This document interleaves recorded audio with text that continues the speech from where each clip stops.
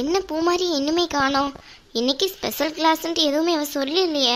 சீக்கிரமா வந்துடுவேன்னு தான் சொல்லிட்டு போனா. ஏன் இன்னும் வரலன்னு தெரியலையே. ஒருவேளை காலேஜில் ஏதாவது பிரச்சனையா இருக்குமோ? சாச்சா, அப்படியெல்லாம் ஒன்றும் இருக்காது. தேவையில்லாம கற்பனை பண்ண வேணாம். அவள் வந்ததுக்கப்புறம் அவகிட்ட என்னன்னு கேட்டுக்கிடலாம். அவள் வந்தோன்னே இந்த முக்கியமான விஷயத்த அவகிட்ட சொன்னா ரொம்ப சந்தோஷப்படுவா. அதுக்காக தான் இன்னைக்கு இவ்வளோ நேரமா வெயிட் பண்ணிட்டு இருக்கேன். ஆனால் அவளை காணோம் இன்னுமே. மலரு. அம்மா சொல்லுங்க, என்னாச்சு? இன்னும் நீங்க சாப்பிடலையா? அது ஒன்றும் இல்லடி, எப்போவும் நீங்கள் 2 பேர்ல யாராச்சும் ஒருத்தி இருந்தோம்னா சேர்ந்து சாப்பிடுவேன் முன்னாடி எல்லாம். இப்போ அப்படியே முடியுது, தனியாக உட்காந்து சாப்பிட வேண்டியதாக இருக்குது. அதான் ஒரே சோம்பரப்பட்டுக்கிட்டே இருந்தேன். அதுவும் இல்லாமல் 2 பேருக்கும் மதியானம் சாதம் கிண்டி தந்தேன்னா அது உங்கள் 2 பேருக்குமே சரியாக வந்துட்டு. அதான் சரி இட்லியை போட்டு என்னத்தை சாப்பிடன்னு யோசனை பண்ணிகிட்டே இருந்தேன். இப்போ பசி கேட்கல பார்த்துக்கோ, அதான் கொஞ்சம் லேசாக அவிச்சிட்டு எடுத்துகிட்டு வந்திருக்கேன். என்னம்மா நீங்க ஏன் இப்படி இருக்கீங்க? நேரத்தோட சாப்பிட வேண்டியனே. அதெல்லாம் ஒன்றும் பிரச்சனை இல்லை, இந்தா இப்போ எடுத்துகிட்டு வந்துட்டேன்ல, ஒரு நிமிஷத்தில் சாப்பிட்ருவேனே. பூமாரி என்ன இன்னும் காணோம்? சீக்கிரமா வந்துருவாள்ல எப்போவுமே. நானும் அவளை தான் எதிர்பார்த்துட்டே இருக்கேன். இன்னும் காணோம் அவளை. ஒருவேளை ஏதாவது ஸ்பெஷல் கிளாஸ் ஏதாவது இருக்கும் போல, அதனால எல்லாத்தையும் முடிச்சுட்டு வருவான்னு நினைக்கேன். நீ 2 இட்லி சாப்பிட்றியா மலரு? அதெல்லாம் ஒன்றும் வேண்டாமா. இவகிட்ட உட்காந்து ஒரு பேச்சை போடலான்ட்டு தான் வந்தேன். போடுவோம் பேச்சை. ஏன் மலரு, அன்னைக்கு ஒரு மாப்பிள்ளை வீட்டில இருந்து சொன்னேன்ல? ஆமா, அதுக்கு என்ன இப்போ? அவங்க வீட்டில் கொஞ்சம் ஏதோ பிரச்சனையாண்டி, அதான் வர முடியல பார்த்துக்கோ. நாளைக்கு அவங்க வரலாமான்ட்டு ஃபோன் போட்டு கேட்டிருக்காங்க போல. அதான் உங்ககிட்ட ஒரு வார்த்தை கேட்டுட்டு முடிவு பண்ணலான்ட்டு வெயிட் பண்ணிட்டு இருக்கேன். அம்மா, நீங்க அப்போ மதியானம் சாப்பிட்ருக்கீங்க அப்படித்தானே? நான் என்ன கேட்க, நீ என்னடி சொல்ற? இல்ல மதியானம் சாப்பிட்ருக்கீங்க. இப்போ இந்த விஷயத்தை பத்தி என்கிட்ட பேசணும், அதனால தட்டோட வந்திருக்கீங்க. கரெக்ட்? சாச்சா, அப்படியெல்லாம் ஒன்றும் இல்லையே. நான் உன்கிட்ட சும்மா கேட்கலான்ட்டு வந்தேன். இப்போ என்ன அதுக்கு? இங்க பாருங்க, அதெல்லாம் ஒன்றும் வேண்டாம். அன்னைக்கே வரல, அப்படியே விட்டுறலாம் அந்த மாப்பிள்ளை பிரச்சனையை. தேவையில்லாம என் தலையில போட்டு இருத்தாதீங்க எல்லாத்தையும். ஏன் மலரு இப்படியெல்லாம் பேசுற? மாப்பிள்ளை வீடு நல்ல வீடா, நீ இப்படியெல்லாம் சொல்லாதடி. இங்க பாருங்கம்மா, தேவையில்லாத பிரச்சனை பண்ணிட்டு இருக்காதீங்க.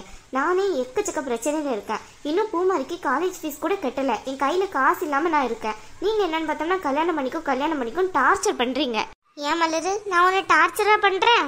பின்ன என்னம்மா, சும்மா இருக்கீங்களா கொஞ்ச நேரம்? நானே பூமாரி விஷயமா இன்னைக்குதான் எங்க மேனேஜர் கிட்ட பேசி காசு வாங்கிட்டு வந்திருக்கேன். நாளைக்கு முறையா போய் அவளுக்கு ஃபீஸை கட்டணும். அப்பதான் அவள் உள்ளே போக முடியும். வெளியே நின்றுட்டு இருக்கா எனக்காக.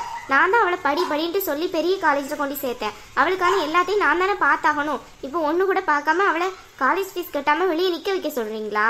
இதே நான் கல்யாணம் ஆகி போயிட்டேன்னா அவள் 4 வருஷம் படிப்பு என்ன ஆகுறது? அதெல்லாம் எனக்கு புரியதான் மலர செய்யுது. உன்னோட வாழ்க்கையும் நீ பார்க்கணும்ல. நீ அதுக்கப்புறம் வேலைக்குனாலும் போய்க்கிடலாம்லடி. அதுக்கப்புறம் வேலைக்கு போறதெல்லாம் சாத்தியமா? தயவு செஞ்சு நீங்க ஃபோன் பண்ணி சொல்லுங்க அந்த மாப்பிள்ளை வீட்டுல இருந்து வர வேணான்ட்டு. ஏன் மலரு இப்படி எல்லாம் இருக்க? என் மனசே கேட்கலடி. ஏன்டி இப்படி சொல்ற? மாப்பிள்ளை நீ ஒரு வாட்டி பாரு, அப்புறமா முடிவெடுத்துக்கிடலாம் மலரு.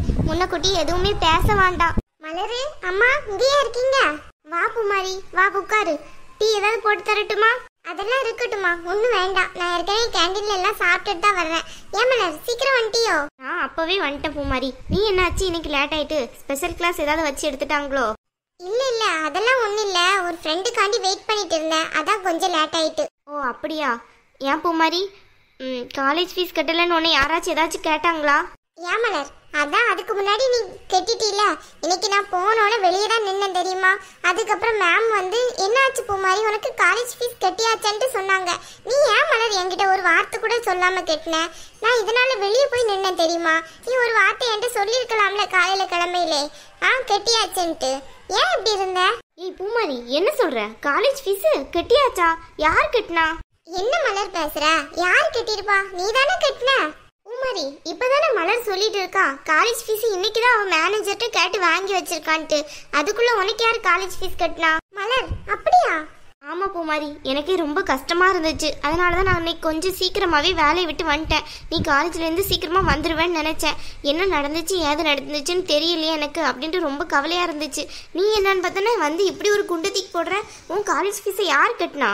மலர், நீ கட்டினதாதான் டீச்சர். நீ கட்டினதா சொல்லல மலர், ஆனா கெட்டியாச்சுன்னு மட்டும்தான் மேம் சொன்னாங்க. எனக்கு டவுட்டா இருக்கு, யார் கட்டியிருப்பா காலேஜ் ஃபீஸ்? ஏண்டி பூமாரி, மலரால கட்ட முடியலன்னு ஃப்ரெண்டு கிட்ட யார்கிட்ட வாங்கி கட்டிட்டு நீங்க வந்து போய் சொல்லிட்டு இருக்கியா? ஐயோ அம்மா, நான் எதுக்கு தேவையில்லாம போய் சொல்ல போறேன்? உண்மையிலே நான் மலர் கட்டிட்டான்னு தான் நினைச்சிட்டு இருக்கேன். மலரும் கட்டல, யாருமே கட்டலனா அப்ப யார் வந்து கட்டியிருப்பா? ஒருவேளை மேம் பொய் சொல்லிருப்பாங்களோ உங்ககிட்ட? இல்லையே மேம் எதுக்கு என்கிட்ட போய் சொல்ல போறாங்க? அதுவும் நிறைய ஃபீஸ். அதை யார் கட்டியிருப்பா? மேம் எனக்காக கட்டுறதுக்கு வாய்ப்பே இல்லை. அப்படின்னு பார்த்தா கிளாஸ்ல நிறைய பிள்ளைங்க இருக்குதுங்க, எல்லாருக்குமா கட்டுவாங்க? மேம் எல்லாம் கட்ட மாட்டாங்க. என் கூட படிக்கிற பிள்ளைங்களே நிறைய பிள்ளைங்க இந்த மாதிரி இருந்ததுக்குங்க. வெளியே தான் விடுவாங்க, கட்டலாம் மாட்டாங்க. உனக்கு கட்டுறதுக்கும் வாய்ப்பு இல்லை.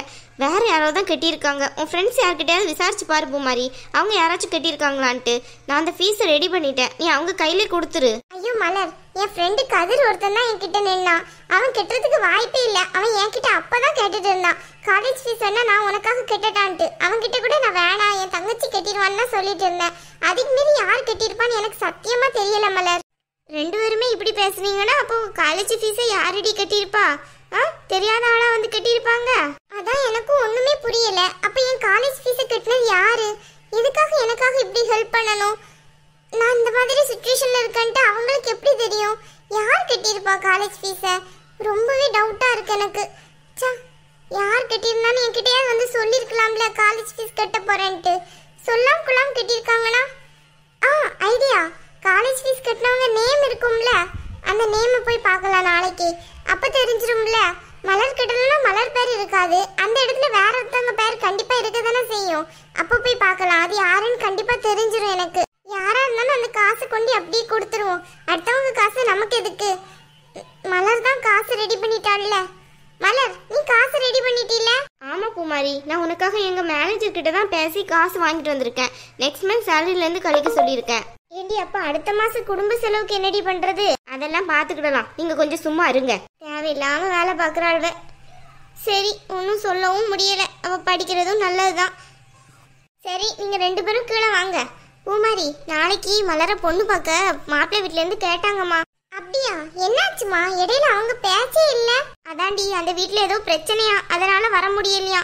அதான் நாளைக்கு வரலாமான்ட்டு கேட்டிருக்காங்க. சரிங்கம்மா, நல்ல விஷயம் தானே, நாளைக்கே வர சொல்லுங்க.